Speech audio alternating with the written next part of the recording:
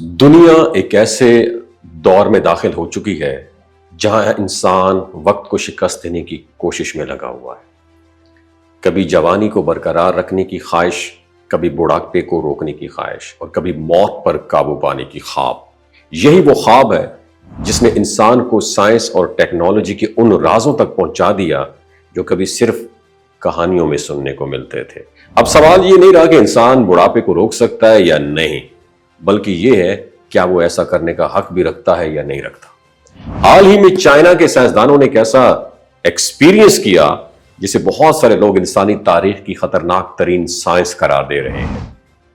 ناظرین، ریسرچرز نے بندروں کے جسم میں خاص قسم کے جو ہے نا ایک انجینئرڈ سیل ہوتے ہیں نا، وہ داخل کی ہے جو ان کی عمر بڑھنے کے عمل کو سلو ڈاؤن کر دیتے ہیں۔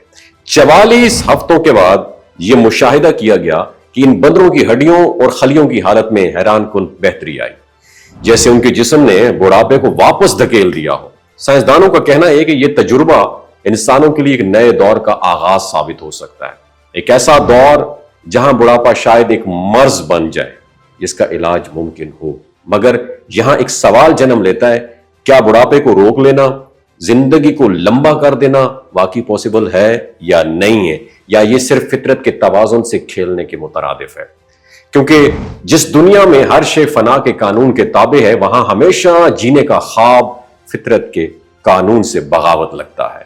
انسان یہ بھول جاتا ہے کہ جسمانی جوانی کو محفوظ رکھ لینا روح کی عمر کو نہیں بدل سکتا۔ یاد رکھیے، دجالی فتنوں کی خاص پہچان یہی ہے کہ وہ انسان کو یہ ریئلائز کرواتے ہیں کہ اب اسے کسی خدائی نظام کی ضرورت نہیں رہی ہے، بلکہ وہ خود اپنی تقدیر کا مالک بن چکا ہے۔ یہی وہ فریب ہے جو آج کے دور کی سائنس کو ایک نئی رخ پر لے کے جایا جا رہا ہے۔ انسان یہ سمجھ بیٹھا ہے کہ اگر وہ بڑھاپے کو روک لے گا تو موت سے بھی بچ جائے گا، لیکن حقیقت یہ ہے، موت ایک حقیقت ہے جو کسی لیب کے فارمولا، کسی جنیاتی تجربے یا کسی مشین کی طاقت سے نہیں رک سکتی ہے۔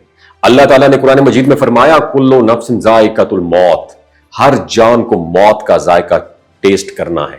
یہ اعلان صرف ایک حقیقت نہیں ہے، بلکہ ایک یاد دہانی ہے کہ زندگی کا اصل مقصد ہمیشہ زندہ رہنا نہیں ہے، بلکہ بہتر طور پر جینا ہے۔ دنیا کے ساری لیبارٹریز، تمام جدید تحقیقات اور اربوں ڈالرز کی ریسرچ بھی انسان کو فنا ہونے سے نہیں بچا سکتی۔